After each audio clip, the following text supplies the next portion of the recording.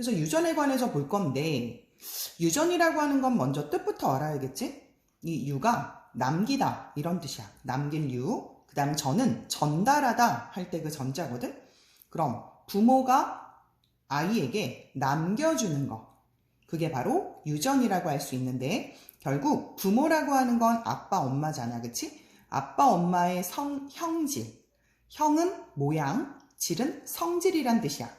그래서 형질이 자녀에게 전달되는 건데 기본적으로 유전은 많은 말들이 나와. 그래서 우리가 유전 용어라고 하는데 유전 용어도 역시 한자어가 굉장히 많기 때문에 하나하나 설명을 해줄 거고 유전 용어를 완벽하게 알지 않으면 뒤에 있는 여러 가지 유전 원리를 우리가 알아볼 수가 없어. 그래서 또 한번 힘내서 한번 같이 알아보도록 하자. 아래쪽에 보니까 형질이란 말이 나왔어. 아까 얘기했던 것처럼 생물이 지니고 있는 여러 가지 특성. 모양이라든지 성질이라든지 이걸 우리가 특성. 형질이라고 할 거야. 모양, 성질. 생물이 갖고 있는 여러 가지 모든 특성을 우리가 형질이라고 한다. 그래서 모양이라든지 색깔이라든지 성질이라든지 나타나 있는데 사람의 경우는 머리카락이라든지 피부색이라든지 보조개가 있는지 없는지 눈이 쌍꺼풀인지 혹은 무쌍, 외꺼풀인지 이런 거가 모두 형질이 되는 것이야. 그 다음 대립형질이라고 하는 말은 서로 뚜렷하게 구분되는 변이라고 했는데 이 변이가 다른 형태라는 뜻이거든. 대립형질이라고 하는 말은 반대되는 거야. 예를 들어서 쌍꺼풀이 있어. 그럼 쌍꺼풀이 있어. 그럼 쌍꺼풀의 반대는? 무쌍. 보통 아이들은 무쌍이라고 하더라. 근데 옛날에는 이걸 외꺼풀이라고 했어. 그래서 쌍꺼풀이 있다 없다가 쌍꺼풀 그리고 외꺼풀이라고 얘기를 했거든. 그럼 쌍꺼풀과 외꺼풀은 서로 어떤 관계라는 거지? 그래. 대립이라고 하는 거야. 그 다음 보조개가 있다의 대립은? 당연히 없다. 이런 거. 이런 게 대립이라고 하는 거야. 그래서 한 가지 형질인데 즉 모양은 모양대로 색깔은 색깔대로 에서 뚜렷하게 구별되는 거야. 서로 반대되는 개념. 그래서 우리가 대립이라고 하는 말을 쓸 거야. 오케이? 그래서 예를 들어서 보통 뒤에 가면 이제 완두콩이라고 하는 게 나오는데 완두콩에 씨가 나와. 그래서 씨 모양이 둥글다. 의 대립은 세모다가 아니라 주름졌다 라고 얘기를 하는 거야. 그래서 대립이라고 하는 건 서로 반대되는 개념. 그렇다면 사람의 경우는 머리가 완전 곱슬이야. 의 대립은 생머리 이렇게 되는 거지. 무슨 말인지 알겠죠? 그 다음 아래쪽에 보니까 대립 유전자라고 하는 말이 있어. 유전자. 이 유전자. 대립 유전자라고 하는 건 반대되는 건데 대립 형질을 결정하는 유전자는 상동 염색체에 같은 위치에 있다. 이게 매우 중요한 말이거든. 우리가 앞서서 염색체를 배웠잖아. 그죠? 염색체 잘 모르는 친구는 다시 염색체를 보고 오셔야 할 거예요. 염색체는 상동관계를 항상 존재하고 있지. 상동관계로. 이유가 뭐였어?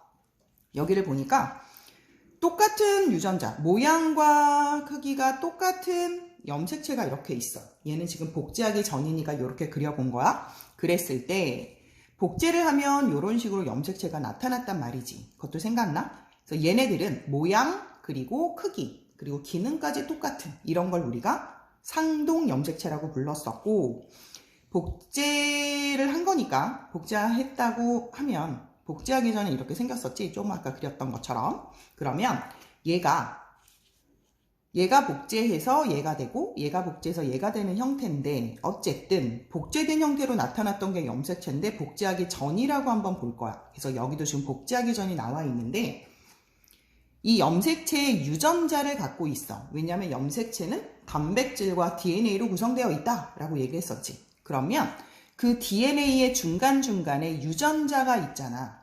그래서 여기 있는 유전자, 여기에 만약에 얘가 쌍꺼풀의 유전자를 가졌다.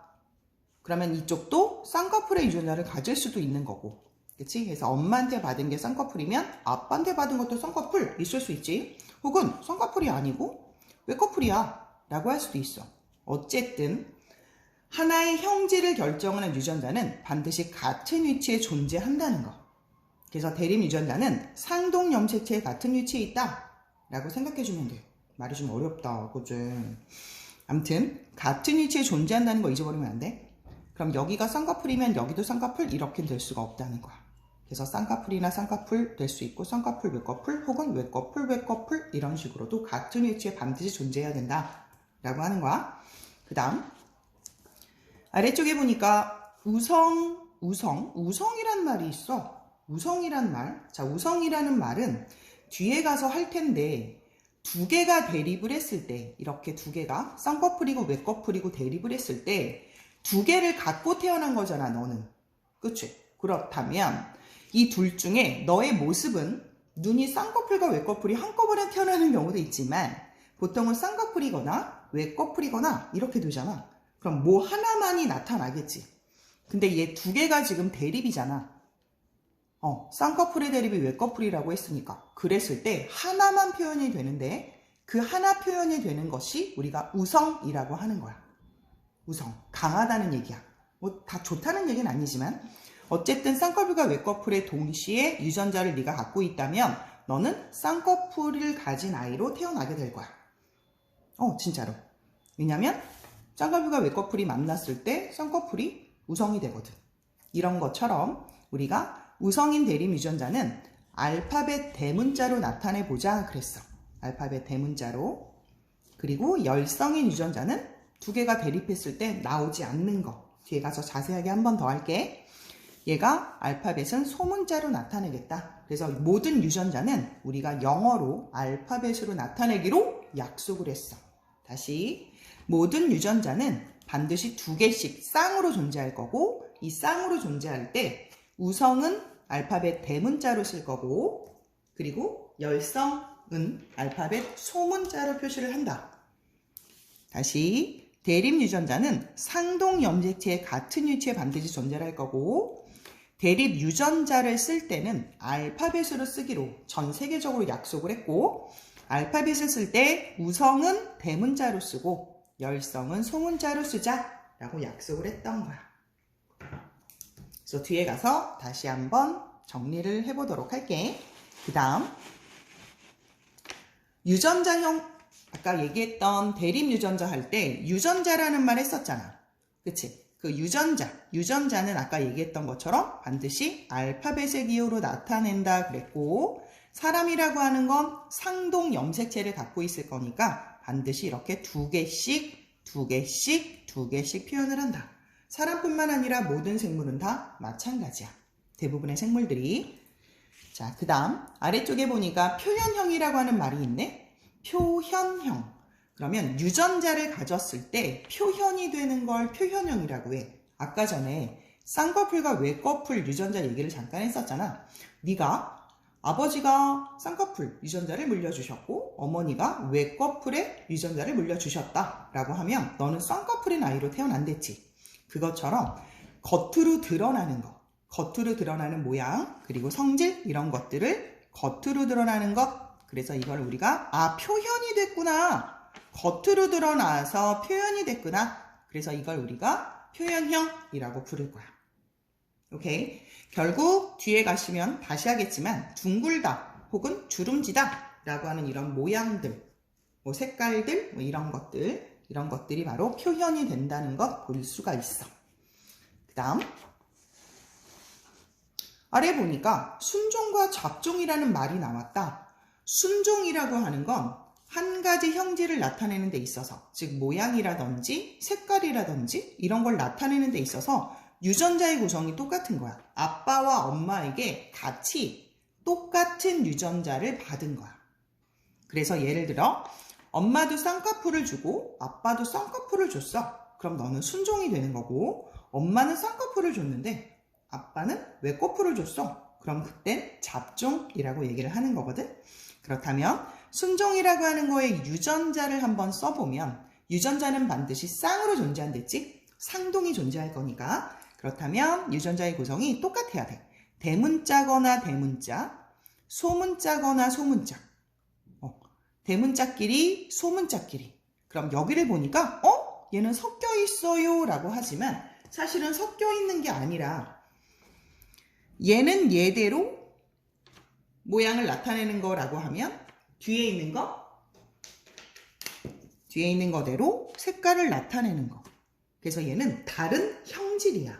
다시 형질이 다르다라고 하는 거란 말이지. 형질이 다르다. 어떻게 얘기를 할 수가 있냐면 아까 얘기했던 상동염색체가 이렇게 있어. 복제하기 전 상동염색체가 있다 그러면 예를 들어서 여기에 똑같은 대립 유전자가 있다고 얘기했었잖아. 예를 들어 여기가 쌍꺼풀, 그럼 여기가 외꺼풀. 그럼 이거는 눈 모양에 관련된 거잖아. 그치? 자, 그런데 얘가 똑같이 쌍꺼풀이야. 그럼 이 유전자와 이 유전자는 같잖아. 그래서 쌍꺼풀은 눈 모양이니까 영어의 알파벳으로 큰 E, 큰 E. 얘도 큰 E, 얘도 큰 E. 그래서 이렇게 나타나면 이거는 눈 모양에 관한 순종인 아이가 되는 거지. 예를 들어 그렇다는 거고, 아래쪽은 예를 들어 보조개가 있다. 그럼 얘는 보조개가 있어. 얘는 보조개가 있어. 그럼 보조개라고 하는 거 눈이랑은 다른 거잖아. 그치? 그래서 그 뒤에 또 써줄 거야. 보조개. 그래서 보조개, 만약에 B라고 하면 얘가 보조개가 있어. 그러면 얘가 큰 B. 있어. 그럼 큰 B 이렇게 나타낼 수 있다는 거지. 그럼 이거는 요것대로 순종, 그리고 다른 형질은 다른 형질대로 순종, 이렇게 얘기를 해볼 수가 있어. 물론 열성의 경우도 있겠지. 외꺼풀 보조개가 없어. 그러면 그거는 소문자로 나타낼 거야. 그래서 작은이 그리고 보조개가 없어. 그걸 우리가 작은 B라고 얘기를 해볼 수도 있거든. 그럼 얘도 순종이고 얘도 순종이고 이렇게 얘기를 하는 거야.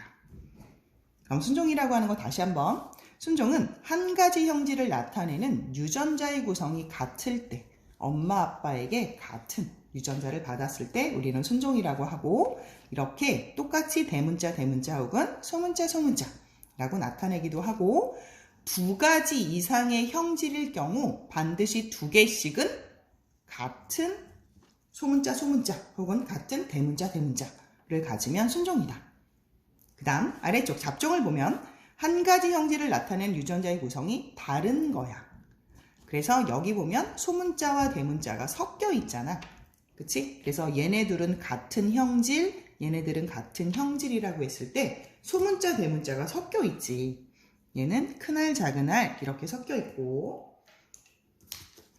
그 다음에 얘는 큰 Y, 작은 Y가 이렇게 섞여 있잖아. 이런 경우를 우리가 뭐라고 한다? 잡종이라고 한다. 잡종일 때는 하나만 보통 표현이 된다 라고 하는 거야. 자, 뒤에 가서 또 다른 예로 다시 한번 정리해 보도록 하고, 아래쪽에 보면 이제는 수분에 관한 얘기를 할 건데, 수분이라고 하는 말은 한자어인데 이 수가 받을 숫자야. 받는다. 그 다음 분은 가루란 뜻이거든. 그래서 수술의 꽃가루, 이 가루가 가루 분자를 쓰는 거야. 그래서 수술의 꽃가루가 같은 그루에 있는 꽃의 암술에 붙는 거. 그래서 암술에서 꽃가루를 받아들이는 걸 우리가 자가수분이라 그러고, 그랬을 때 바로 열매가 맺게 되는 거거든. 오케이? 그럼 자가수분 예를 다시 한번 볼게. 예를 들어 나무가 있어. 나무가 이렇게 있어. 그리고 나무에 꽃이 폈다. 꽃이 폈어. 꽃이 피고 꽃이 폈어. 그랬을 때 A 나무, B 나무, 두 그루의 나무가 있다고 했을 때 이 두 그루는 서로 다른 그루잖아. 그죠? 그래서 A, B 나무는 서로 다른 그루인데 이 다른 그루의 나무, 꽃이 이렇게 폈는데 B에는 꽃이 4개 폈지. A에는 꽃이 3개 폈지.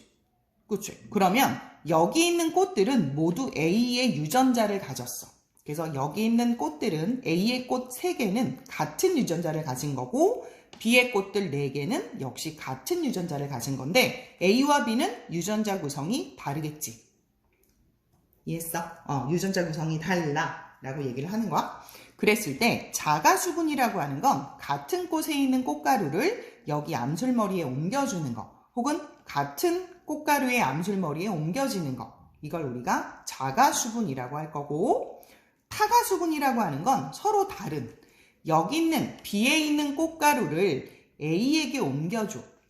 그럼 이건 다른 그룹 혹은 다른 유전자를 가진 나무의 꽃가루를 받는 거잖아. 그래서 이걸 우리가 타가수분이라고 한다.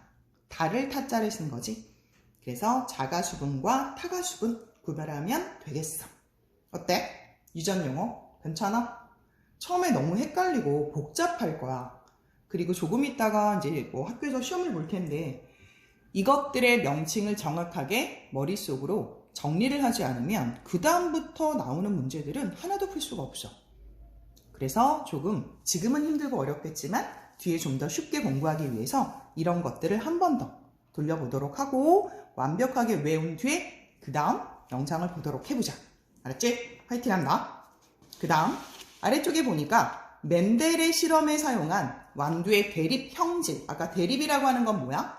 똑같은 모양이나 똑같은 색깔에서 서로 다른 관계를 가졌을 때 이걸 우리가 대립 형질이라고 하는데 어떤 게 있을 수 있냐면 씨 모양이 있고 씨 색깔이 있는데 보통 학교에서는 씨 모양, 씨 색깔 이 두 가지만 시험 문제에 나오기 때문에 우리가 이것만 좀 신경을 써보자.